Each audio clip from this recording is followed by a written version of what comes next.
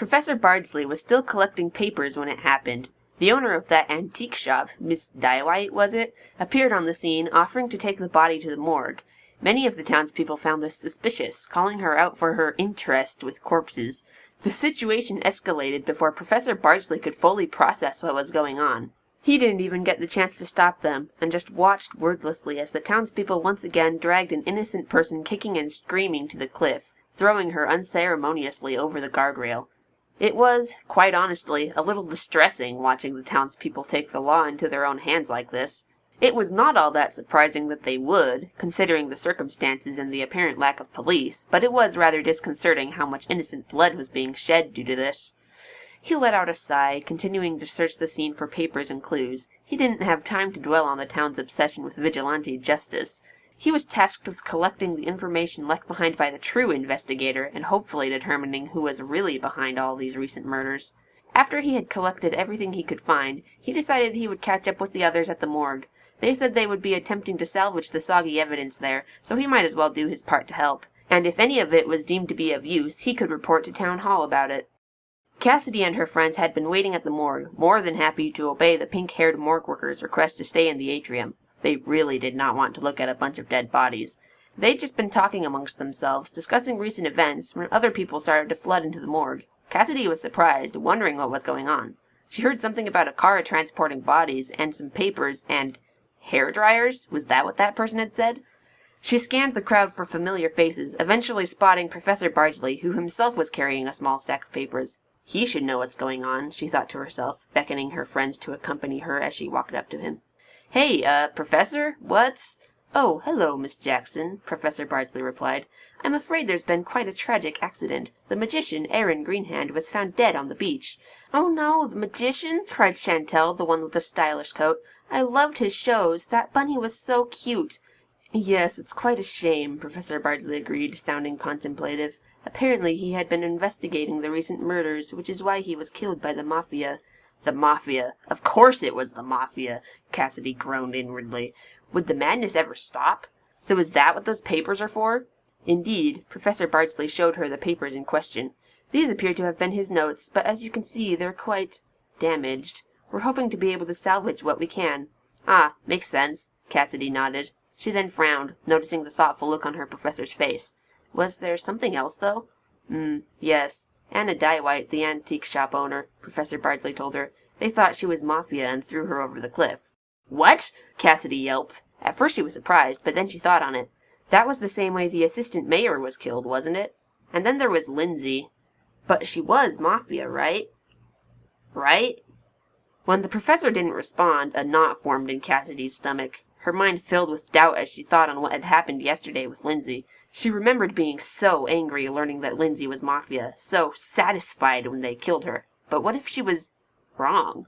Not with Lindsay, perhaps. They had proof of Lindsay's guilt. But what if it were to happen again? What if she ended up participating in the death of an innocent person? No, she had to believe she wouldn't do that. The town wouldn't do that. They would never execute anyone without proper proof, right? I'm sure she must have been, she said in a vain attempt to reassure herself. Turning to her friend, she added, Come on, guys, maybe we can help with the notes. The help would be appreciated, Professor Bardsley nodded before attempting to find Mr. Endicott. He said he would bring hair dryers for the papers, and they needed to get to work as soon as possible, preferably before there were any more deaths. Thankfully, it didn't take long for Professor Bardsley to find Mr. Endicott, or, rather, for Mr. Endicott to find them. You lookin' fantastic, girls, he told Cassidy's friends, with a wink at Shantelle in particular. Oh, thanks, Shantelle replied cheerfully, or as cheerfully as she could under the circumstances at any rate. This is a new coat. Do you like it? Cassidy raised an eyebrow, watching as the hairdresser plugged in some hair dryers. So they weren't kidding about the hair dryers. Once they were plugged in, Leopold turned to the professor. Get drying, Professor, he said. We can settle down, freshen up, and make food later. This is important. Of course, Professor Bardsley agreed, taking one of the hair dryers. Miss Jackson, if you and your friends would like to help, it would be most appreciated. Oh, sure, I guess, Cassidy replied. Professor Bardsley handed her some of the papers, which she glanced through curiously. They were definitely very soggy and difficult to read. She was honestly not sure if blow-drying them would help at all, but that didn't stop the professor from trying as the familiar whirr sound rang through the air. She just watched this for a moment, before shrugging and picking up the other hairdryer. It didn't hurt to try, at least. A I hope you make more sense of this than I do, Mr. Endicott said to him. As soon as they're in some kind of order, we should number them. It's not like they're evidence, but they're all we have. Yes, of course, Professor Bardsley replied, nodding. Any possible clues are worth examining, after all. Meanwhile, Cassidy had been carefully examining the notes she was trying to dry. While she was right in that drying them didn't seem to help much, some of the words that remained legible stood out more than others. Mostly she saw names of people who had already died, including Anna Dywhite. She bit her lip as she did her best to clean the page, hoping beyond hope that it would say that she was Mafia, that the townspeople killing her was justified because she deserved it. But it said no such thing. In fact, it seemed to be leaning more towards that she was innocent. No, she said in little more than a whisper. No. What is it? Professor Bardsley asked, looking over her shoulder to see what she was looking at. They killed her, was Cassidy's response. They killed her for no good reason. Why did... They can't... Professor Bardsley blinked. You mean Miss Dywhite? Cassidy didn't respond, dumbfounded with disbelief. She didn't want to believe that the townspeople would shed innocent blood, but no, they couldn't do that. She didn't want to believe the town would descend to that. She didn't want to believe she would descend to that. I could take some of those if you need help drying and sorting them, came someone's voice. Cassidy was grateful for it, immediately handing the woman her hairdryer. You can take over for me, she told her. I need to go. Cassidy? Called one of her friends as she walked away. But she wasn't listening. She just wandered off further into the morgue, looking for somewhere where no one else was. She avoided the bodies, of course, but she didn't care where she ended up. She just needed to be alone. Once they had finished drying the papers, Professor Bardsley, the students, sans Cassidy, and some others took their findings to the town hall to present to the mayor. The professor knocked on the door, then waited for a response. It sounded like the mayor was talking to someone else, so they would likely have to wait until they were finished. The lights came back on while they were waiting, and Mr. Endicott left to drop some stuff off at his salon. In the meantime, they continued to wait. And wait. It seemed whatever the mayor was up to, talking to them wasn't high on his list of priorities. While Professor Bardsley was perfectly content to wait for them to finish, the students started to get a little impatient, pondering ways to get the mayor's attention. As they were discussing it, however, bang!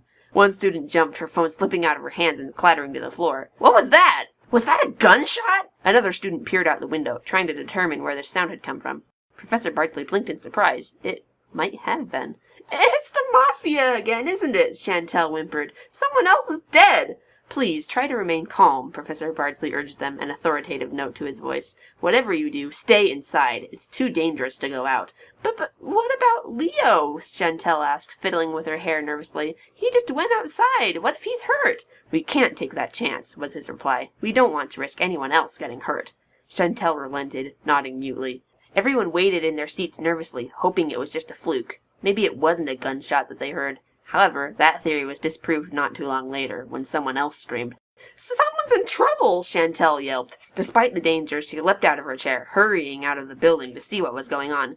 Shantelle, wait! One of her friends squeaked, hurrying after her friend. Again, despite the danger. Don't go outside! Professor Bardsley called after them, watching them hurry off. He immediately handed the stack of papers off to the nearest person before following them, hoping to catch up with them before either of them got hurt. The scene at City Cowtie's house was awful. The mute painter had evidently fallen from a window and had been shot in the back by the chill of the night, made obvious by the chain of paper snowflakes decorating her body. Upon seeing it, Shantelle let out a shriek. Her friend Susie, who had followed her to the scene, just stood there in shock, eyes wide. Before their shock could even wear off, Professor Bardsley had caught up with them. Are you two all right? It's the Mafia, Shantelle managed through panicked breaths. Those chill people killed someone else. It's horrible. Professor Bardsley frowned at this, trying to get a glimpse at the scene through the crowd. Who was killed? I don't know. I don't recognize her, Susie admitted, whipping out her phone to text someone. Susie, Shantelle yelped, texting at a time like this? Dakota works at the morgue, right? They need to know about the murder, Susie explained. Before Susie could finish the text, however, the sound of another gunshot rang through the air, causing her to jump and almost drop her phone again. Shantelle shrieked, clinging to her friend in panic. Professor Bardsley, meanwhile, scowled, trying to determine where the sound had come from. That didn't sound close by, Professor Bardsley pointed out, looking around with a thoughtful scowl. It might have come from the beach.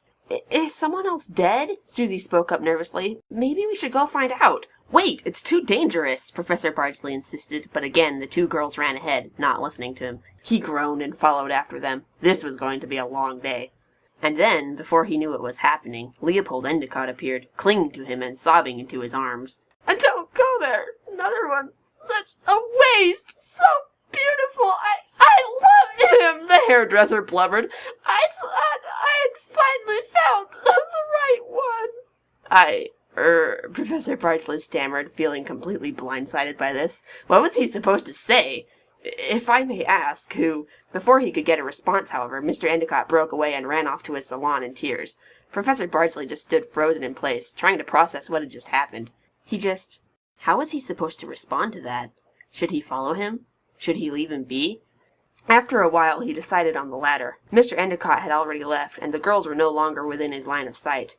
He shook his head, hurrying to catch up with the girls. He certainly didn't want to be responsible for letting them get hurt by the Mafia, after all. The scene of Siddy's death was bad, but the one at the beach was worse. There were 2 bodies, and there was so much blood. As Shantelle gasped for breath, and Susie texted Dakota about the murders, Professor Bardsley tried to get a better look at the bodies through the growing crowd. One of them looked to be a scientist, though he wasn't certain of her name. The other was Travis Richam, that unfortunate man who took all the world's a stage to a ridiculous extreme. When it was revealed that the woman, Dr. Marie Robinson, according to the reporter, had been killed by the Mafia, the rest was easy to piece together, but thoroughly surprising. Travis Richam? The Mafia? Mr. Endicott, who had returned to the scene in what he presumably considered proper mourning attire, seemed quite distraught over Mr. Richam's death, shouting to the news camera about perfect abdominals and thunderous thighs. Once he was done with the theatrics, he again came up to Professor Bardsley. "I'm so sorry, Leland," he said. I want to find these mafiosi and break their hearts." Professor Bardsley was silent at first, not sure how to respond to this. While he understood that Mr. Endicott was looking for comfort, he was a little surprised that he kept looking for it from him. Not too many people called him by his given name as well. Was Mr. Endicott trying to form some sort of personal relationship with him? He knew the man as a hairstylist, a friendly acquaintance at best, but nonetheless he knew he had to say something to console the poor man. "Don't worry, Mr. Endicott," he decided on. "I assure you the ones responsible for this will be found and—" "Lindsay!" Professor Bardsley froze on the spot. He recognized the voice as the voice of Anna Dywhite, the antique shop owner, the one who, earlier that day, he'd watched be thrown off a cliff, falling to her demise. Her desperate screams echoed through his mind as he thought back to the moment. The woman begged the crowd to stop, insisting that she was innocent, but the townspeople weren't deterred. "That's what I was about to say, right?" he reasoned to himself. That those responsible for this would be stopped, just like Miss Dywhite was? That must be why I heard her voice. But then it occurred to him. He'd heard her say a name. Lindsay. Lindsay Lucas. When he looked up, to his surprise, the 2 women in question stood in the middle of the crowd, a slight translucence to their forms. Miss Dywhite appeared to be talking to Miss Lucas, asking her about the murders. Yes, of course, Miss Lucas was proven to have been in the Mafia. Again the scene flashed through his mind. A woman, covered in cake batter, dragged out to town square by the mob of townspeople. A warning was shouted out to the Mafias, and her throat was slit for everyone to see. He realized at that moment that he'd watched both of these women die. They were killed right before his eyes, and all he could do was stand on the sidelines and watch as it happened. No, he was not dealing with this. This was not real. He cleared his throat weakly, trying and failing to regain his composure. Turning again to Mr. Endicott, he added, "The ones responsible will be stopped." What Professor Bardsley needed at that moment was a distraction. He got one. "Get out of my way," said that unfortunate young man he'd met earlier, the one who seemed trapped in a video game. "I'm chasing a mysterious wizard mentor cultist—" Whoa. Did you need something?" Professor Bardsley asked, but the boy didn't seem to be listening. He just looked up at him in shock, though what was so shocking the professor was uncertain. Well, until the boy clarified, that was. "You used mods, didn't you?" Winston accused. "I don't care if you have Apache Skyhair installed, you're still an NPC. You'll never match up to these manly locks." What? Professor Bardsley blinked as the boy shoved his hair in his face. Quite honestly, he had seen far better heads of hair than this young man's. It was obvious that he probably hadn't had a proper shower in a while. Naturally, he was not the only one to notice, as Mr. Endicott immediately let out a scream, tackling the boy and threatening him with a hairdryer. "Don't even dream of it!" What are you?" was all Professor Bardsley managed before Mr. Endicott spoke again. "Are you all right, Professor?" he asked, examining the professor's hair. "Oh dear, I would be very reassured if you had come for a cleansing shampoo after this terrible ordeal." Professor Bardsley blinked, feeling his hair in confusion. Had it gotten dirty when the boy assaulted him? Amid the confusion, he hadn't noticed. However, the state of his hair was really the least of his concerns at the moment. He had to look out for the students, and there was still the matter of the investigation. Maybe I'll come by later, he replied carefully. And with that, Mr. Endicott dragged the boy off to his salon for a hair intervention. Professor Bardsley shook his head, searching the crowd for Shantelle and Susie. He soon found them, still staring in shock at the scene, and walked over to accompany them. "We should get back to town hall," he told them. "It's not safe here." "But, Professor, look!" Susie squeaked, gesturing to the scene. "It's a ghost!" "It's Lindsay!" Shantelle added. Professor Bardsley frowned. "Don't be ridiculous. There's no such thing as ghosts." But she's right there," Shantelle insisted. "We still need to talk to the mayor," Professor Bardsley continued, ignoring her. "It's obvious that these Mafia murders are quickly spiraling out of our control. If there's any chance the mayor can put a stop to them, then we must speak with him as soon as possible." There was a pause, and then, cautiously, Susie spoke up. "Well, ghosts kind of give me the creeps anyway, so—" With that, the two girls decided to follow Professor Bardsley away from the scene and back to town hall. With any luck, hopefully they'd be able to actually speak with the mayor this time, and he'd be able to do something about this mess. What they saw when they got back to town hall was not what they expected to see. Someone had forced open the door. Professor Bardsley was certain he'd told them specifically not to do that, but evidently they weren't listening, allowing everyone to see clearly into the mayor's office. Standing in front of the desk appeared to be, emphasis on appeared, of course, the ghostly form of Mr. Smith, seemingly guarding the mayor from everyone else's view. However, it wasn't working, as he was still see-through enough for all to see nothing sitting on the desk but a rock. The woman from the pet store, Miss Porter was it, seemed to be thoroughly frustrated by the situation. Despite the fact that the mayor was apparently nothing more than a rock, she shouted at him to take action and help them eliminate the Mafias. Professor Bardsley frowned, but decided not to tell her that yelling at a rock wouldn't do any good.